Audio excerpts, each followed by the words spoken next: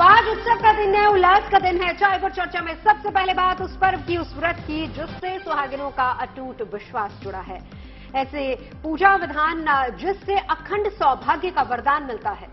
जी हाँ, दरअसल आज महिलाएं वट सावित्री की पूजा भी कर रही हैं और पति की लंबी उम्र और पारिवारिक सुख शांति की कामना कर रही हैं। हम देश भर के मंदिरों में आस्था के इस उत्सव की अनूठी तस्वीरें आपके लिए लेकर आए हैं। देखिए श्रद्धा और भक्ति का ये अनुपम नजारा।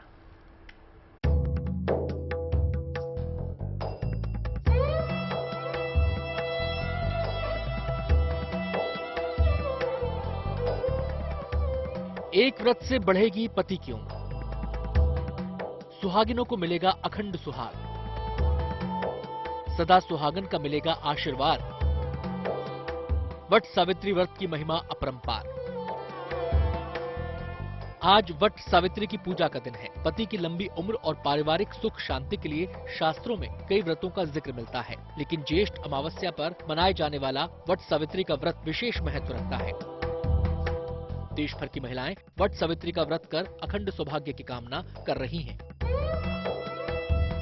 पति की लंबी उम्र का वरदान प्राप्त कर रही हैं। ये तस्वीरें उत्तर प्रदेश के प्रयागराज की हैं, जहां दिन चढ़ने से पहले ही वट सावित्री व्रत रखने वाली सुहागिन महिलाएं बरगद के पेड़ की पूजा अर्चना करने पहुंची। वट सावित्री के व्रत पर सुहागिन महिलाएं भगवान शिव, माता पार्वती, भगवान यमराज के साथ साथ सावित्री और सत्यवान की पूजा करती हैं। बरगद के वृक्ष पर सूत का धागा लपेटकर अखंड सौभाग्य की कामना करती हैं। ऐसी मान्यता है कि आज के दिन बरगद के वृक्ष की पूजा करने से मनचाहा फल भी मिलता है। वट सावित्री का व्रत अपनी पत्नी अपने पति की लंबी उम्र की कामना के लिए और संतान की सुख प्राप्ति के लिए की जाती है। अभी अखंड सौभाग्यवती के लिए व्रत होता है। वट सावित्री जी जो कीजिए अपने पति के लिए। जितना खुलकर दान आप देंगे उतना ही आपके लिए बेस्ट है। पटना में भी वट सावित्री व्रत के मौके पर सुहागिनों ने अपने पति की लंबी उम्र की कामना की। करवा चौथ के व्रत के समान ही सुहागिन महिला के लिए वट सावित्री का व्रत बहुत महत्व रखता है। व्रत को करने से महिलाओं को न सिर्फ सदा सुहागन रहने का आशीर्वाद प्राप्त होता है, बल्कि पति को लंबी उम्र और अच्छे स्वास्थ्य का वरदान भी मिलता है। सावित्री ने अपने पति को यमराज से छीन लिया था, उसके प्राणों की रक्षा की थी। बस इसका यही महत्व है। सभी औरत ने अपने पति के लिए पूजा करती हैं। उत्तर प्रदेश के हमीरपुर में तो इस मौके पर जबरदस्त रौनक देखने को मिली। काफी तादाद में महिलाओं ने वट वृक्ष की पूजा की। इसके बाद सावित्री व्रत की कथा का पाठ किया। मान्यता के अनुसार आज सारी स्त्रियां ये व्रत करती हैं। हमारे पति स्वस्थ दीर्घायु रहेंगे और हर तरीके से संपन्नता आएगी। इस दिन सावित्री और सत्यवान की कथा सुनने की परंपरा है। मान्यता ये है, कथा सुनने से मनचाहा फल मिलता है। आज वट सावित्री व्रत के साथ शनि जयंती का महासंयोग भी है। ऐसे में इस व्रत का महत्व दोगुना हो जाता है। औरैया से सुरेश शर्मा और हमीरपुर से नाविद अंसारी के साथ bureau report, good news today. तो आज शनि जयंती है, जैसा कि हम सभी जानते हैं। इस पर बातचीत करने के लिए हमारी दो सहयोगी हमारे साथ जुड़ेंगी। श्वेता झा हमारे साथ बनेंगी और नीतू झा भी दिल्ली से हमारे साथ जुड़ेंगी। तो आज देखिए शनि जयंती है, लिहाजा न्याय के देवता शनिदेव के मंदिरों में श्रद्धालुओं का मेला लगा हुआ है। शनि मंदिरों में श्रद्धालु बड़ी तादाद में शनिदेव की पूजा आराधना करने के लिए लगातार आ रहे हैं। और कहा जाता है कि शनि जयंती पे शनिदेव की पूजा करने से भक्तों के कष्टों का निवारण होता है और शनिदेव भक्तों को उनके कर्मों के अनुरूप फल देते हैं, शुभता और सौभाग्य का वर देते हैं।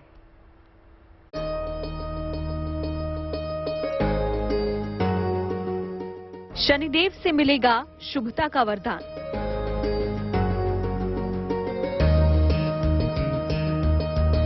कष्ट हरेंगे न्याय के देवता। शनि जयंती पर इस भाव के साथ सुबह से ही देश भर के शनि मंदिरों में भक्तों का हुजूम उमड़ा पड़ा है। मान्यता है कि ज्येष्ठ मास की अमावस्या के दिन शनिदेव का अवतरण हुआ था। तब से ही इस दिन को शनि जयंती के रूप में मनाया जा रहा है। शनिदेव को न्याय का देवता भी कहा जाता है और जिन पर शनि की कृपा होती है उनके घर सुख समृद्धि का वास होता है। शनि आपके प्रारब्ध और आपके कर्मों का फल देते हैं। अगर आपके प्रारब्ध और आपके कर्म शुभ हैं तो आपके जीवन में बहुत सारी शुभता भी शनि की वजह से पैदा होती है। और अगर आपके कर्म अशुभ हैं, आपका प्रारब्ध अच्छा नहीं है, तब शनि की वजह से जीवन में कष्ट पैदा होता है। पौराणिक कहानियों और कथाओं के मुताबिक भाग्यवान व्यक्ति के जीवन में शनि की साढ़े साती 4 बार आती है, जबकि सामान्य व्यक्ति के जीवन में 2 या 3 बार शनि की साढ़े साती आती है। और जब ढैया चंद्र राशि के आधार पर तय होती है तो ये आपके जीवन में किए गए कर्मों का फल देने के लिए आती है। शनिदेव 30 साल के बाद अपनी मूल त्रिकोण राशि में आए हैं। यदि मैं करक की बात करूं तो अष्टम ढैया है और इससे उत्तम समय हो नहीं सकता, इसलिए भयभीत होने की कहीं जरूरत नहीं है। शनि जयंती पर भगवान शनिदेव की पूजा श्रद्धालुओं को विशेष लाभ देती है। शनिदेव न्याय करते हैं, कर्मों का फल देते हैं, वो दंडाधिकारी हैं और लोगों को जो उनका कर्म होता है उसके अनुसार वो न्याय करते हैं उनके साथ, और उनकी कृपा पाने के लिए आज विशेष पूजा अर्चना भी की जा सकती है। मान्यता है कि शनि जयंती के मौके पर हनुमान जी की पूजा से शनिदेव सदैव प्रसन्न रहते हैं और श्रद्धालुओं के कष्टों का निवारण करते हैं। जिन घरों में शनिदेव की पूजा होती है उन घरों में सुख शांति और समृद्धि का वास होता है। लखनऊ से शिल्पी सेन और दिल्ली से गुंजन दीक्षित के साथ bureau report, good news today.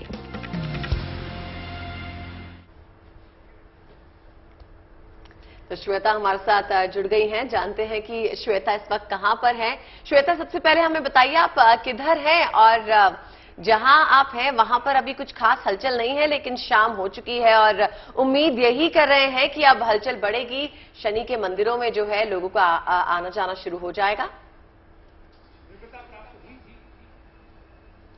बिल्कुल अदिति, मैं आपको बता दूं इस वक्त जहां पे मौजूद हूं मैं, वो एक आश्रम है और यहां पर आज के दिन देखिए विशेष करके यज्ञ और हवन किया जा रहा है। सुबह से ही गुड न्यूज टुडे पर आज हमने दिखाया कि किस तरह से मंदिरों में, शनि मंदिरों में आज लोग जा रहे हैं और वहां पर शनिदेव की पूजा आराधना कर रहे हैं। लेकिन मैं जहां पर मौजूद हूं, देखिए विशेष करके दरअसल मंदिर में लोग जाते ही इसलिए हैं कि वो वहां पर जो भी शनिकृत जो भी उनके दुख हैं, अगर उनसे कुछ मिले हैं तो उसे उस दोष को दूर कर पाए।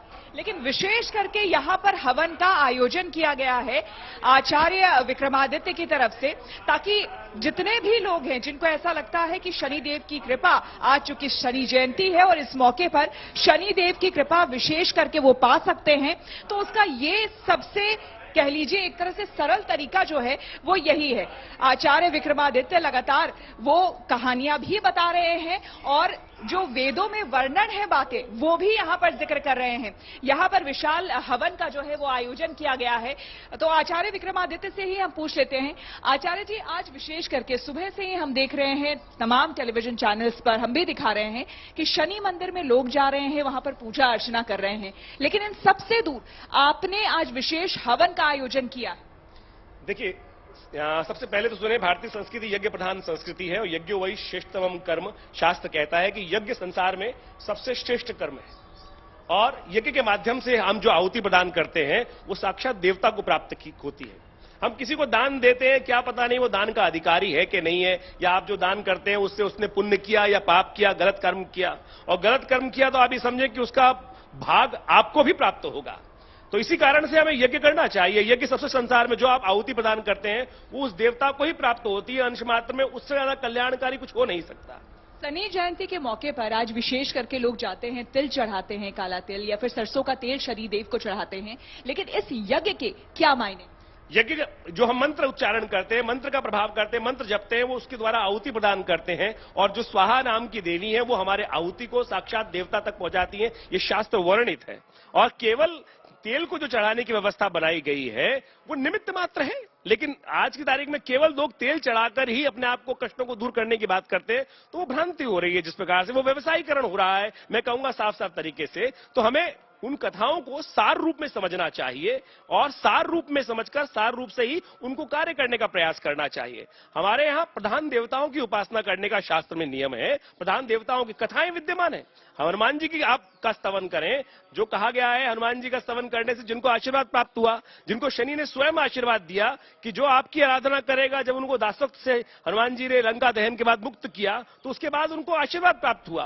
तो उसके बाद जो हनुमान जी की आराधना कर लेगा उनके कष्ट अपने आप दूर हो जाएंगे। शनि जयंती के अवसर पर विशेष करके जो गुड न्यूज टुडे के दर्शक हमें देख रहे हैं, तो उनके निमित्त भी अगर आप ये बताएं कि इस हवन को करने से आज के दिन विशेष करके क्या फायदा उन्हें मिलेगा, क्या लाभ उनके जीवन में? तो सबसे पहले तो समस्त गुड न्यूज चैनल के और आज तक के जितने भी दर्शक हैं उन सबको बहुत बहुत शुभकामना। शनि जयंती आप सबके लिए कल्याणकारी हो और जितने भी शास्त्र में प्रयोग बताए गए हैं जो हम यहाँ कर रहे हैं वो शास्त्र किसे प्रमाणित हैं और बड़ा कल्याण करने वाले हैं। हम अभी शनि के एक बीज मंत्र का उच्चारण कर रहे थे, यज्ञ कर रहे थे, आप सबके साथ भी मिलकर करेंगे।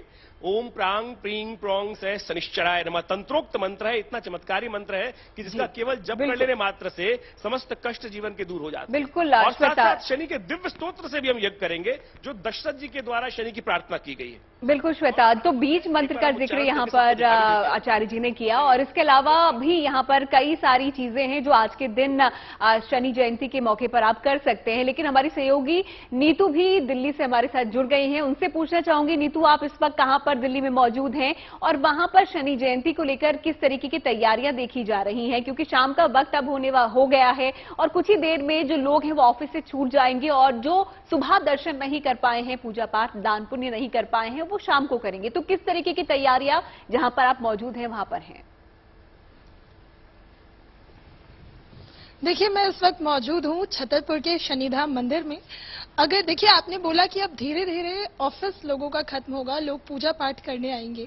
मैंने भी आपने भी अक्सर देखा होगा कि शनि मंदिर लोग जब जाते हैं ना तो काफी पूजा भी सरल होती है। यानी आप एक छोटे से डब्बे में गुड़ और तेल रख लीजिए और बस शनि भगवान उसी से प्रसन्न हो जाते हैं। न्याय के देवता कहे जाते हैं, न्याय भी करते हैं। धीरे धीरे भक्तों का आना भी शुरू हो गया है। अगर मैं मंदिर की बात करूं तो मंदिर में तो शनि जयंती को लेकर खास तैयारियां की गई है। पूरा मंदिर जो है सजाया गया है, भक्त यहाँ पहुंच रहे हैं धीरे धीरे करके। अभी नीचे भी जब हम मंदिर प्रांगण में आ रहे थे तो हमने देखा कि कतार लगना शुरू हो गई है, एक एक करके भक्त ऊपर पहुंच रहे हैं। कुछ लोग अभी पूजा कर भी चुके हैं। ये बताइए कहाँ से आए हैं? साकेत से। जी, आपके हाथ में ये थाली है जिसमें प्रसाद है, शायद भगवान के लिए दिया है और ये गोला है और बाकी जी चना है, उड़द की दाल है, तिल है एंड नारियल है। बिल्कुल। तो क्या पूजा में ये सामग्री जो आप लेकर आए हैं अभी, ये आपको किसी पंडित ने कहा था या फिर आप सामान्य तौर पर भी ऐसे ही पूजा? सामान्य तौर पर भी इसकी पूजा ऐसे ही की जाती है जिससे शनि जो भगवान है प्रसन्न हो जाते हैं इससे। बिल्कुल।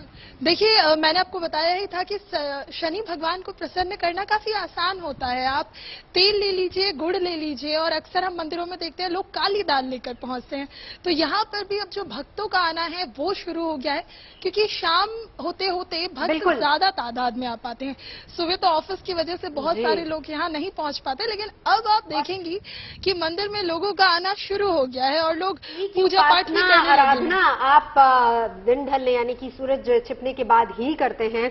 बहरहाल पुणे के शनि श्रृंगारपुर में आज भव्य समारोह का आयोजन किया जा रहा है। यहाँ पर देश और विदेश से बड़ी तादाद में भक्त पहुंच रहे हैं। सुबह से ही यहाँ पर शनि मंत्र का जप किया जा रहा है, फिर तेल से अभिषेक के बाद मूर्ति का श्रृंगार किया जाता है।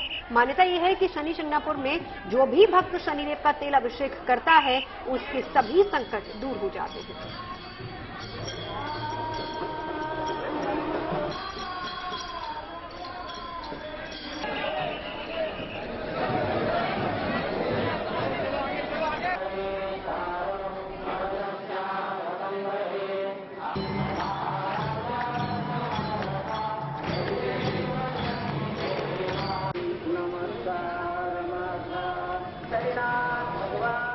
एक बार फिर से श्वेता का रुख करते हैं। श्वेता, आप जहां पर हैं वहां पर यज्ञ चल रहा है, हवन चल रहा है।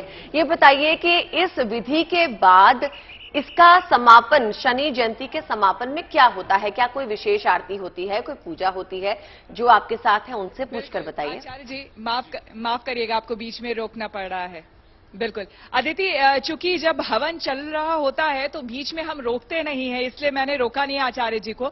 एक बार फिर से आचार्य जी, चूंकि हमारे तमाम संवाददाता अलग अलग जगहों पर हैं, तो हमारे दर्शकों को एक बार फिर से जिस अभी हमने जो जाप किया था, एक बार फिर से अगर आप जाप करें, क्योंकि विशेष करके देखिए आज शनिदेव की आराधना करना बहुत जरूरी है, और जिस जाप के बारे में आचार्य जी ने बताया तो एक बार वो फिर से वो दिखा दे।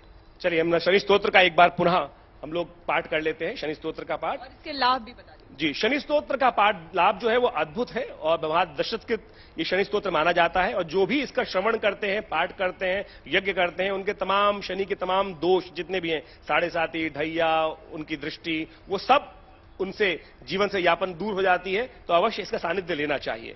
ओम नमः कृष्णाय नीलाय शिदिगंड निभाय च नमः कालाग्निरूपाय कृदान्ताय च वै नमः स्वाहा। नमो निर्मांस देहाय दीर्घशंसुजटाय च नमो विशाल नेत्राय शुष्कोधर भयाकृते स्वाहा। नमः पुष्कल गात्राय स्थूल रोमणे अथ वै नमः नमो दीर्घाय शुष्काय कालम दृष्ट नमोस्तुते स्वाहा। नमस्ते कोडराक्षाय दुर्निरीक्षाय वै नमः नमो घोराय रौद्राय भीषणाय कपालिने स्वाहा। नमस्ते सर्वभक्षाय बलिमुख नमोस्तुते सूर्यपुत्र नमस्तेस्तु भास्करे भयदाय च स्वाहा। अधो दृष्टे नमस्तेस्तु नमोस्तुते नमो मंदगते तुभ्यं निस्तंशाय नमोस्तुते स्वाहा। तप्सादग्धदेहाय नित्यं योगरताय च नमो नित्यं क्षुधार्ताय अतृप्ताय च वै नमः स्वाहा। ज्ञानचक्षु नमस्तेस्तु कश्यपात्मजसो नवे तुष्टो ददासि वैराज्यं हृष्टो हरसि तत्क्षण स्वाहा। श्वेता, हवन यहाँ पर किया जा रहे हैं और खास शनि जयंती के मौके पर यहाँ पर किन किन चीजों का जाप आपको करना चाहिए कि शनि की किसी भी प्रकार की अगर कोई दृष्टि हो, बुरी दृष्टि हो, उससे आप उसके प्रभाव को कम कर सकते हैं, ये बताया आपने आचार्य जी के जरिए। बहुत बहुत शुक्रिया आपका। नीतू झा हमारे साथ जुड़ी। नीतू, आपका भी बहुत बहुत शुक्रिया। देखिए, बाबा बागेश्वर के चाहने वालों की कमी नहीं है। बिहार में धीरेन्द्र शास्त्री की कथा में उमड़ी भीड़ खुद ही बाबा की चमत्कार की कहानी कहती है।